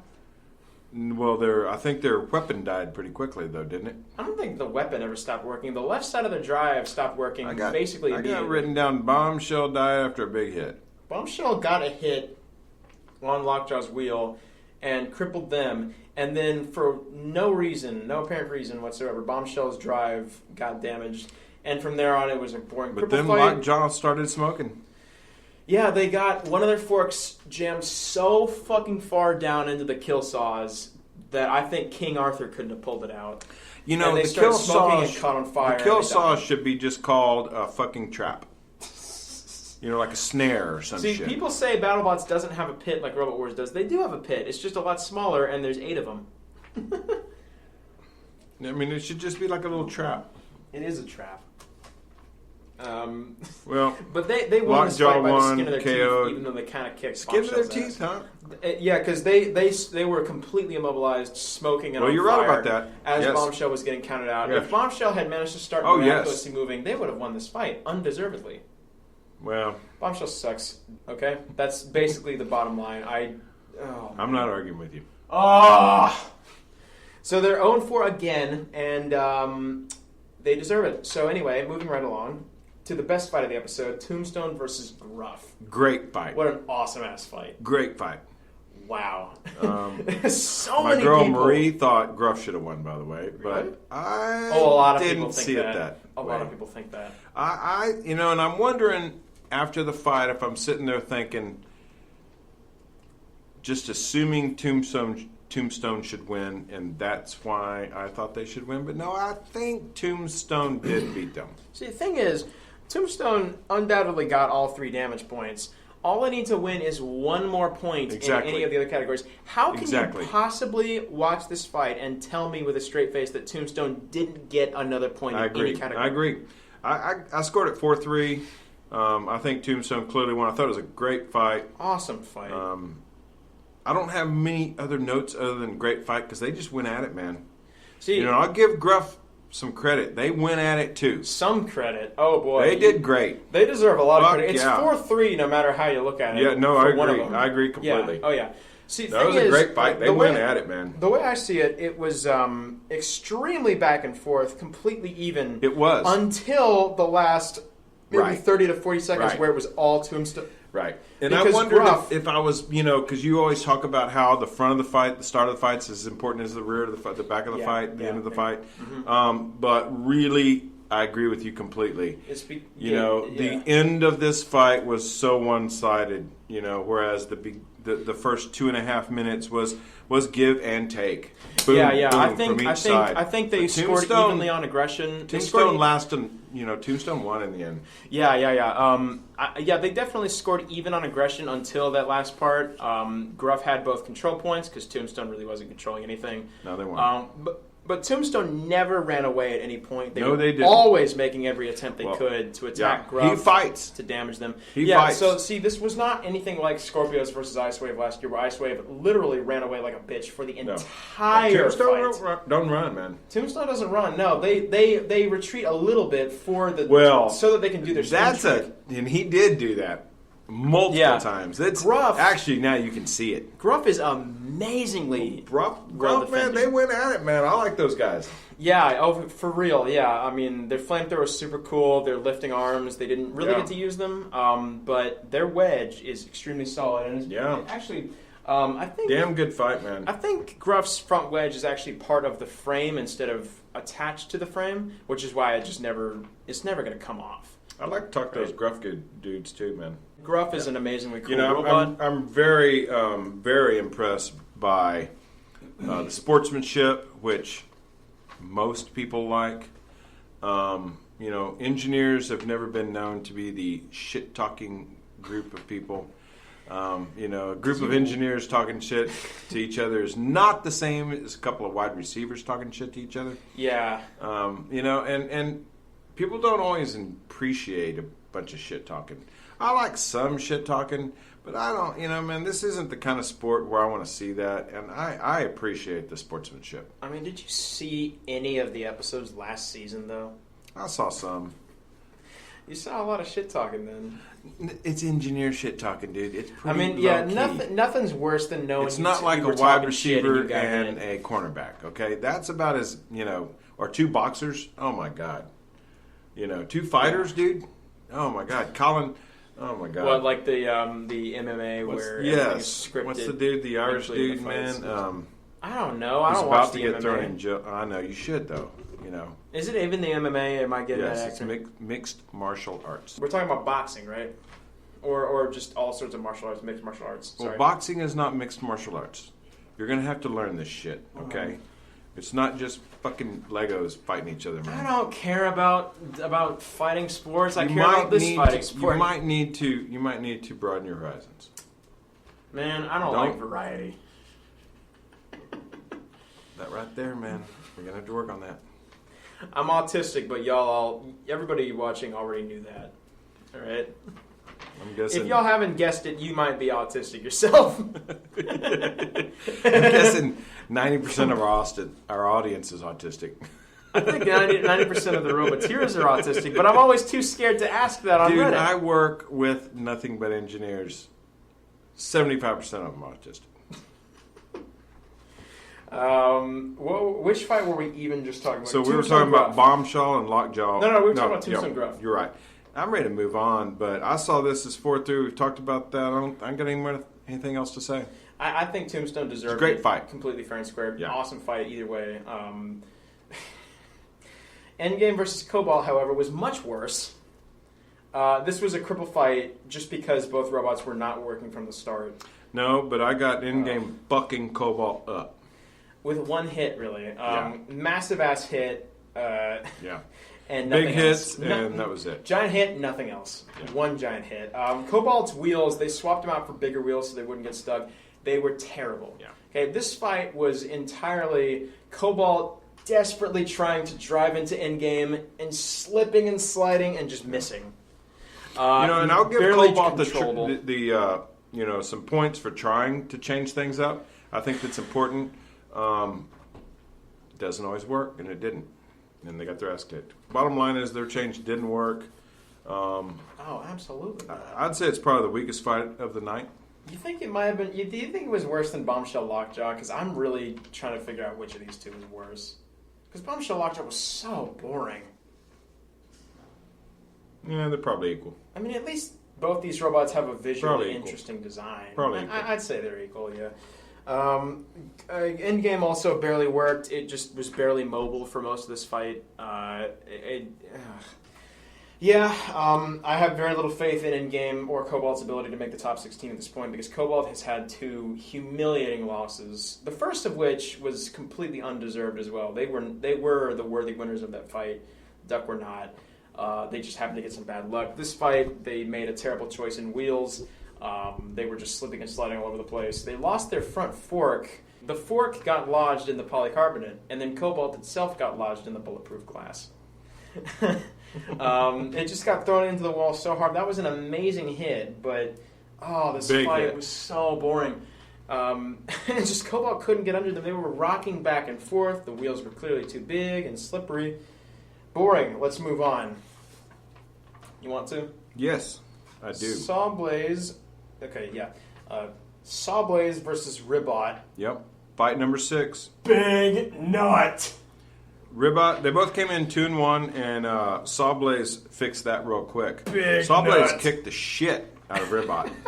I mean, kicked their ass. Sawblaze hasn't kicked anybody's ass Well, they this kicked hard. Ribot's ass. Sawblaze hasn't kicked anybody's ass this hard since they fought Overhaul at the beginning of Season 3. This was so amazingly one-sided. Yes, it was. I got Just a 7-0 again. Out-driving. Sawblaze 7, obviously. Holy hell. There's pretty much nothing else to say, geez. dude. Sawblaze kicked their ass, was all over them. Jameson, that's what I'm talking about, man. Ribot, destroyed them, and I'm pretty much done. Yeah, I mean, Sawblaze swapped its little back stoppers on its arm that limit how far it can go for bigger ones, meaning that the arm can only go back as far as the floor and it gets stopped. Therefore, their forks never left the floor a single time, basically. I say that. They do leave the floor a tiny bit. They do wheelie a little bit every time they drive forward. But the thing is, I noticed, and I've watched this fight a bunch of times because I love Sawblaze and I love studying how well they perform. I noticed that every time Ribot was really close to Sawblaze and Sawblaze wasn't moving, Jameson knew not to risk the fact that he could wheelie and Ribot could get a big uppercut and tear one of those forks off. What he would instead do is aim the forks at Ribot and hold still and let Ribot drive onto the forks before he drove forward. That's very smart. That kind of thinking Yes. is amazing. I know for a fact I could never do that. Jameson showed maturity, Yes. and experience. And it was very smart to do that. And you're right, he definitely did that. Yeah, for real. Just let him come up on you, man. Boom! He kicked. It was an awesome fight. He Tore all beat that the- shit. Tore that crap that I hate on Ribot. Tore that shit right off, and then tore all that armor off too. Well, you can't deny that Ribot's paint job this fight was amazingly cool. I didn't even see that. Because what's funny is that today I actually I like listened some paint to jobs, but no. Today I actually listened to when we talked to Jameson, and he remember how Ribot had sunglasses when they fought Endgame. Jameson told us Ribot likes to incorporate a little bit of the other robots' design into their own, and I would never have imagined they would fight Sawblaze later, and actually paint themselves to look like Sawblaze. Green and black is just an awesome color scheme, but what I really want to get into is so first of all, you can't deny that they look a lot less cool without the frog suit, right? Because they just become a standard vertical spinner without it. Yes, the frog suit detracts from them. I hate the frog suit, dude. I hate the frog suit. Are you having a laugh? I hate the frog suit. I think the frog suit makes them look like a joke. I mean, it's funny because I just think you're so wrong. But whatever. It's I okay. mean, yeah, You to can think that. each his own. I can totally understand that. Yeah. I mean, I'm still down for fighting, man. Yeah. Whether you got tattoos or not, I don't care. Bring some action. Let's get it on. I feel like- consider that their tattoos, Yeah. which are fine if you bring some ass whooping with it. Sawblaze kind of. Kind of every robot has tattoos in the form of either sponsorships or just color. Yeah, you know. Sawblaze's Ribot's tattoo got a whole lot by more. flames. In other words, Ribot's got a lot of shit that don't matter. It's only 13 pounds. It's a frog suit, dude. You look like a frog. Exactly. I mean, why not look like a fucking badass fighter then? I mean, look mean, look aggressive. It's fighting, dude. I don't want to see frogs.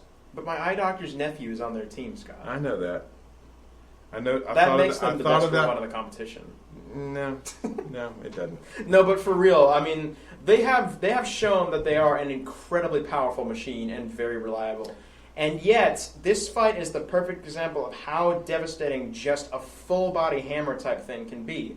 Because Sawblaze, Somebody was on him.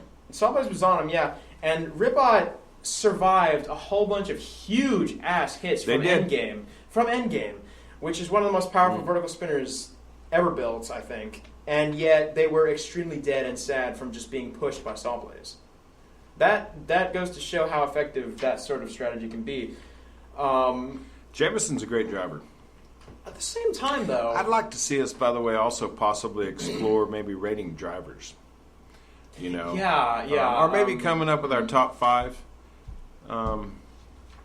Something like that. But anyway, let's move on. I shouldn't distract. Change the subject. No, I don't think we should move on just yet. There's a lot more I want to talk about from this fight. the driving thing. Go ahead. Yeah, sorry, from the driving thing. Because I'm done. There's nothing more for me to say. Well, I'm gonna. Sawblaze kicked the shit out of him. Yeah, Ribot's got a stupid robot suit, love Sawblaze. frog suit, I love Sawblaze and so much. we're done. Well, I'm not done just yet. You're done, but I'm gonna provoke some. Lay it on conversation. me, man. I'm gonna provoke some conversation in you. I think Ribot has kind of fallen into the trap that most modular bots fall into, which is they bring a whole bunch of weapon setups, and they kind of realize that one of them is just better than all the other ones because we've only seen their vertical spinner so far this season. You're right. Where that modular it seems design like is a bunch of bullshit. It kind of seems like just like any of the other weapon choices would be kind of a gimmick once you realize which one's the best. Because it's like, you realize, oh, hey, if I use this one, I could maybe pull off this really stupid, gimmicky, cheesy win against these other guys. Because it'll be a thing that might happen that they might not see coming. Right. Why not just use the better one, though? Like, why not just go with that same one every single fight? Yeah. Whatever, but yeah. And then the other thing I Very wanted to talk few about... instances where your best weapon isn't going to be for your real. best weapon. I mean, I can see Sawblaze- we're going against someone unique, like, for instance, Huge, which is clearly unique. Maybe a different weapon would be better for something that's not normal. But as a general rule, Ben, I agree with you completely. Your best weapon is your best weapon. Yeah. So the other thing I wanted to mention was that this fight is actually extremely similar to Sawblaze's fight against Razorback in Season 2. They fought a vertical spinner. They lost their saw very early from accidentally bringing it down on top of the vertical spinner. And then they proceeded to beat the shit out of them just by driving. But the difference is the outcome. Sawblaze was declared the loser by the judges because the Season 2 rules were completely ridiculous, and they only awarded you aggression points if you used your weapon, which Sawblaze couldn't. This time, however... We've talked about that before. Yeah, I mean, of course, I should, of course, give a little bit of credit here. Sawblaze did do a lot of damage to Ribot just by pushing them. First of all, Ribot, like I mentioned, Ribot was barely working. They also lost a wheel. That's basically it. But, so Razorback got the 2 damage points and the aggression point in that fight, despite getting absolutely humiliated and made to look stupid and ineffective, just like Ribot, but they won. And then Sawblaze did not get a wild card, and instead Ghost Raptor, who got knocked out by Son of Waiachi, did get a wild card. And I hate Season 2, and it's stupid. ABC, you made the right choice giving this to Discovery, because y'all made so many terrible choices in Season 2. I hate you, and... But anyway, yeah, that's all I have to say about that fight. I am now done. Shall we move on to the main event? Let's do it, man. Wow.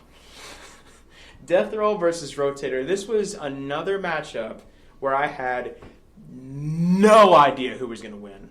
You mean going in? Going in, yeah. Not after the fight. Of course, Death Roll won, but yeah. I had no idea what was going to happen in this fight. I didn't even know. Well, I would agree with that. I had no idea. I had no idea. Rotator came into the fight 2-1. Death Roll came in 3-0. 3-0, yeah. Rotator got their ass kicked. Rotator got their ass kicked. Yeah. Completely. Yeah. Death Roll took it to them, man. Big hits. Death Roll did great. See, Death Roll... Can Death Roll beat Bite Force? No. No. I don't even need to think about that because Bite Force is Bite Force. They can't lose to anybody. Well, okay. Take that out of your vocabulary there for a minute. And... Well, they can lose to Huge. Huge... No. We're not going here again, okay? Okay? You need to take that out of your vocabulary, the idea that Huge is bad, right? Because they're about to kick Bronco's ass next episode. Bronco's nothing right now, dude. We've already been through that. Yeah, Bronco's kind of bad right now. Right. Okay, so... Death Roll's clearly in the top 16, man. Yeah. They're clearly going to the tournament. I mean... they're 3-0. They're 4-0 now. Discovery would be committing ratings suicide if they somehow thought Death Roll didn't deserve to be there. No, yeah. I mean, you're 4-0, man, now. I mean, they literally won't. They have to go. They literally won't leave them out. Just straight up. No, they can't. They can't. I mean, they're 4-0. I've got a question though. Why does Rotator's bar always get the worst end of the weapon-to-weapon hits? Because they got a direct hit on Tombstone's bar counter-rotating last fight, sorry. Rotator's bar shattered. Tombstone's aluminum bar only lost a steel tooth, which is just weird. Of course, he's very thick aluminum, very strong aluminum, but regardless. And then in this fight, of course, Death Roll's thing is made of the same material. Direct weapon-on-weapon hit. Death Roll's bar takes no damage. Rotator's breaks in half again. I'm wondering what it's made of. Like, could it just be a weaker material? Probably. I don't know. I mean, I don't know. That's just weird. Regardless. It was a good fight, but... Now, wait a minute. Was this a knockout or was this a judge's? It was a judge's decision. Rotator is durable. That's one thing about them that I will never stop praising. They are extremely durable. And Death Roll is reliable. Well, they didn't look as durable in this fight. Death Roll is reliable, though, for real. Like, they're a vertical spinner that has shown, like Witch Doctor, its ability to be effective despite not having any kind of feeder wedge or feeder forks. They just directly hit with the spinner. And they went full 3 minutes, hit after hit after hit after hit after hit. Never broke down. Yeah. They're very heavily armored as well because they survived the full 3... Well, they didn't survive the full 3 minutes, sorry. Against Endgame, hit after hit as well from Endgame, and they didn't die. They can self-right with their spinner. They have a self-righting arm, a hand holding a knife that they haven't had to use once, but they have it just in case. And... yeah, that's a little corny, man. But at least it's not a robot. Corny. Excuse me. At least amazing. It's not a frog.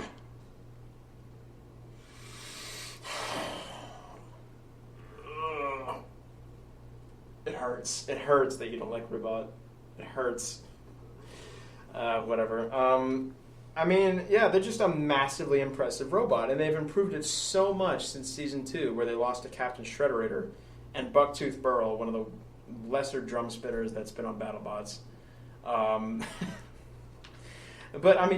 So they're now 4-0, the first machine in this season to go 4-0. Insanely powerful, insanely reliable, tons of redundancy, effectively 2 Shreemeks. Each wheel has its own motor. There's 2 belts on the weapon. There's so much on this robot that is going to be a backup. And on top of all that, somehow, despite all that stuff, they're like 25 pounds underweight. Really? They're like, they weigh like 225 pounds instead of 250. Good for them. They got their design, and they didn't add shit on it just to get up to 250 pounds. Yeah, I'll give them that. Which is smart. I mean, I think there's times when people probably, and I don't have an example of it, when people have done things like that, and I think that's counterproductive. If you have a design and you're happy with it, you think it's good to add shit just to get to a weight or this and that. this isn't about cute little frogs running around. This is about fighting, and good for them. I mean, you say that. Being the full weight is always better than not. Of course. Because it means you're not going to get tossed around as easily. But to add weight in places that your design didn't have it isn't smart. I think back to people, man. Some dude just doesn't throw weight on just to be heavier, So, yeah, but I mean, that's because that's not really fair because these are robots. They don't work the same way as people do. But their robot's 25 pounds underweight, and they're 4-0. Yeah. So the question is, are they champion material at this point? Well, they're certainly finals top 16 material. Champion. That was my question to you. Can they beat Bite Force? You say no. No, of course not. Well, are you saying that just based on Bite Force has gone to the judges the last 2 fights. Hypershock. Okay, can they beat Hypershock? That's a better question. You see, my point is, don't be just saying, because you called Bite Force the winner at the start of this podcast. Be objective, and say, is there even a chance for them to beat them? There's a chance, of course. There's always a chance. I guess what I'm telling you is be the engineer here and not the fan. And say, can they beat them? I mean, just Bite Force is objectively better in almost every way. Well, they're pretty damn good, but there's flaws, there's wrinkles, they're not perfect. They've gone to the judges. They were, their drive system had some issues. Yeah. This is fighting. Things don't always work out like we think they should. If competition was as easy as, we think A should beat B, fuck, why even fight them? We just declare the winner. Yeah, exactly. And it's not that way. There's a reason we have these competitions in all sports and all things, because we don't always see them accurately. Yeah, I think Death Row has the. I mean, okay, so their weapon is kind of thin, right? It could potentially slot straight into between Bite Force's weapon and the weapon and like the weapon bulkhead and just tear out the axle, right?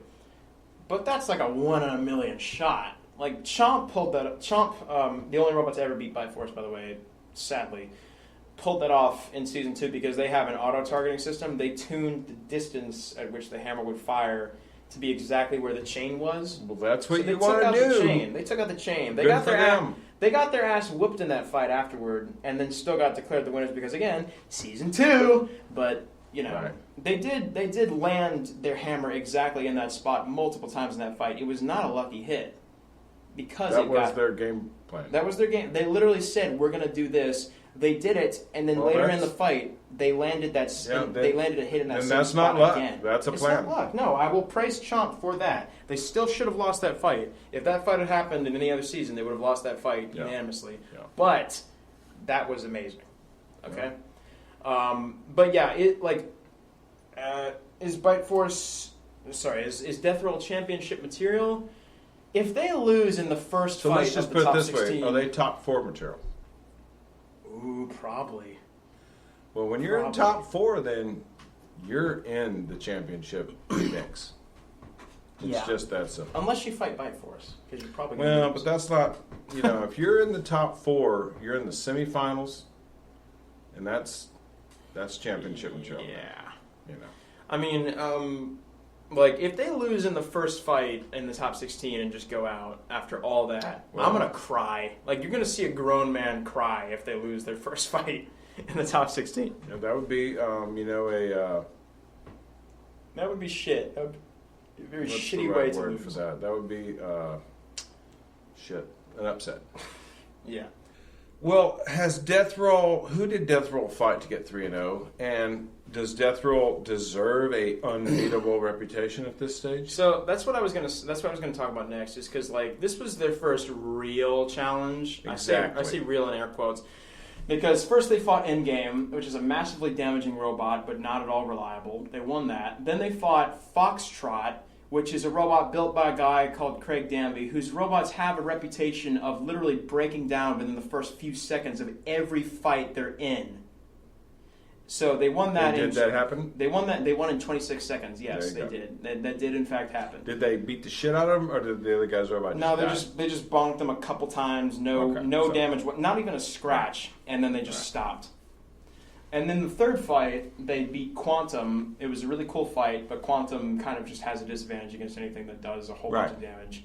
And now this is their first theoretical real challenge, and they did it massively impressively. They did do very well. They broke a weapon bar in half, a thick steel bar. They did very well. For sure, yeah. And then they we whooped both their agree on ass that. for 3 minutes. Yeah.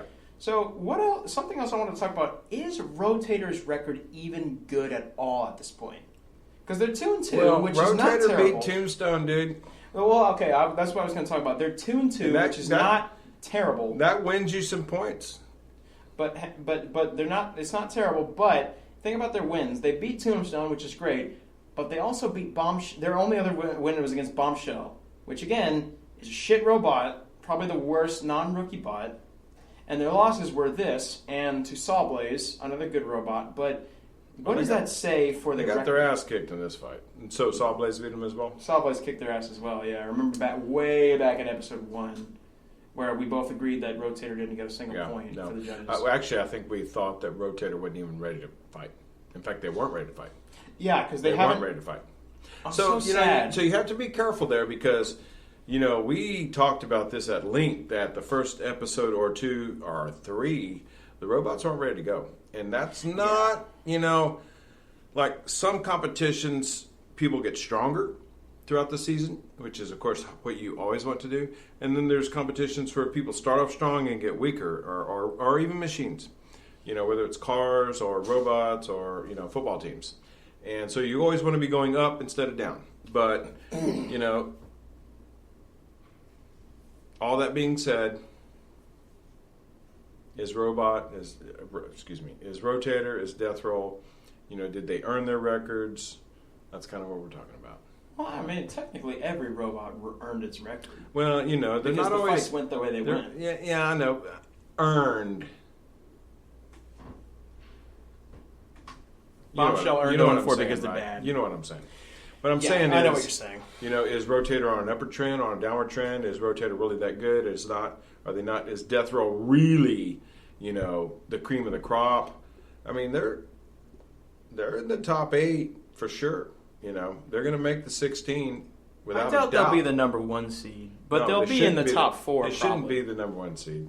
Bite Force still needs to be. Bite Force is unbeaten, and Bite Force is the champ. Bite Force has to be number 1. Well, it's just that simple. Think about this as well, though. All of Death Roll's 4 wins have been by knockout.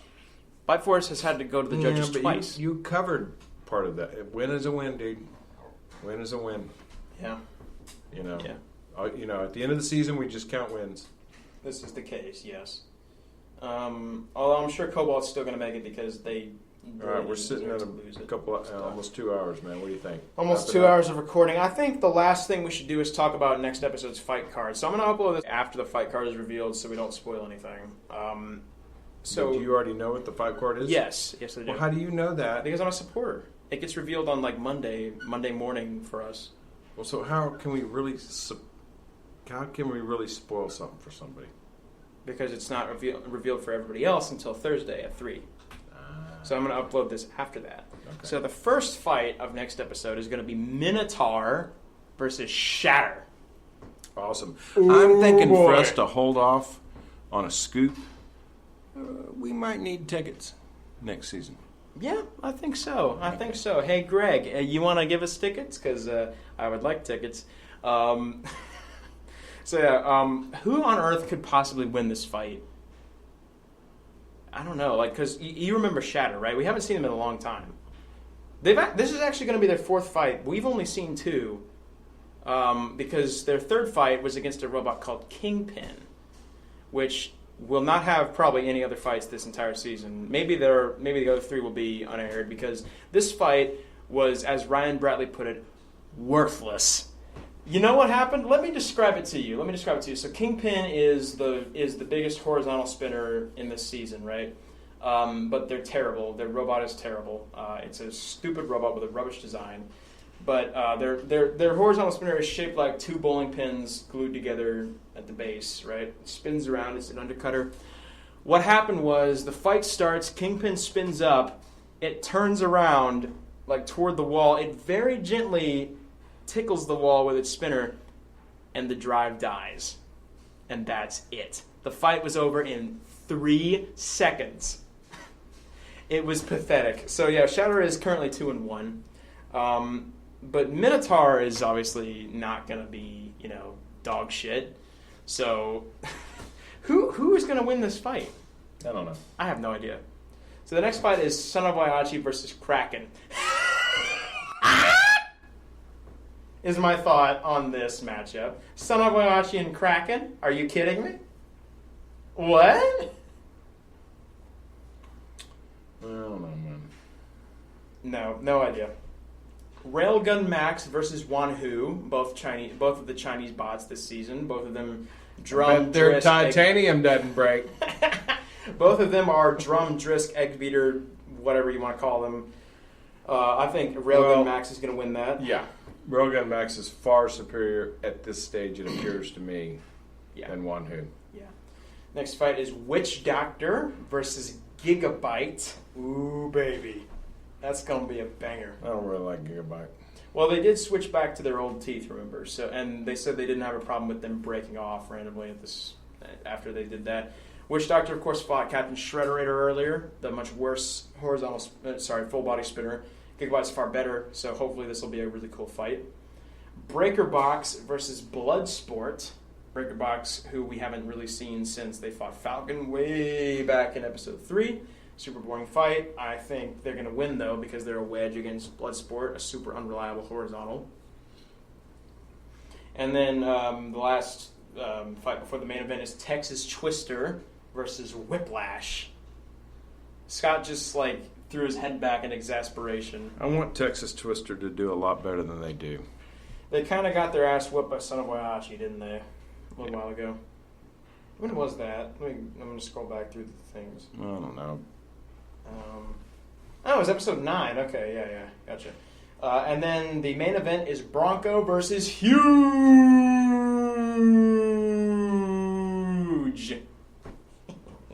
Which Huge is going to win, and if they don't, I will eat my fucking shoes. Scott is face palming. All right. This is why I wish this podcast was video as well, so that they could see us just going, oh no. All right. This so looks like a cool fight card, next though. episode. This looks like a cool fight card, though. All these fights are amazing, either ironically or unironically, in some way. So, hopefully it will live up to the hype. But thank you, everybody, for watching. I am Mopemeister from Reddit. This is Scott, my co-host. Thank you so much for listening. Thanks for having me. Appreciate it. You're welcome. Good night, everybody. See you next week.